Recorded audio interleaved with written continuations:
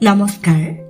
আবৃত্তি কৰিবলৈ লৈছোঁ ভিন্নৰসৰ কবিৰূপে খ্যাত তথা বিশিষ্ট অভিযন্তা শ্ৰীযুত মনোজ কুমাৰ শৰ্মাদেৱে ৰচনা কৰা এটি সুন্দৰ কবিতা। কবিতাৰ শিৰোনাম সময় সলনি হ'ল। গোলাপ ফুল ফুলৰ ৰাণী, গাত লগাই লয় কাঁইট, মোৰ গৰাকী অতীব সুন্দৰী, সৰু কথাতে ফাইট। তাহানিতে এদিন শহুৰৰ বাৰান্দাত সাজি কাচি থকা দেখি মনটোৱে মোক উচতাই দিলে, অৰ্ধাংগিনী কৰিব পাৰি।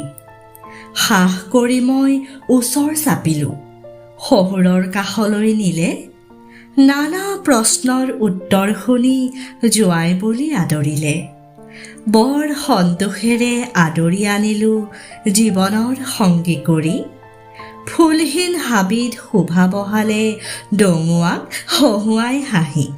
এবছৰমানলৈ লাজতে তলমূৰ, সকলো কথাতে হয়, গৌৰৱত মন উঠলি উঠে, স্বামী ইয়াকে কয়।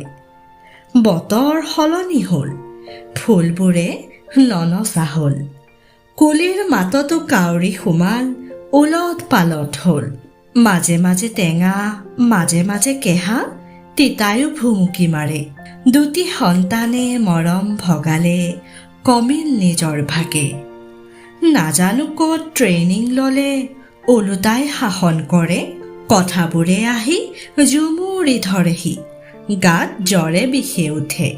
সকলো কথাতে হয় বুলিলে সমাজত শ্ৰেষ্ঠ পতি, নুবুজা কথাটো বুজাব ধৰিলে সম্পৰ্কত পৰে জ্যোতি।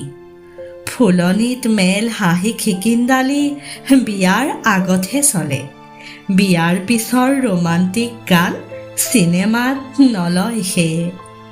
ধন্যবাদ।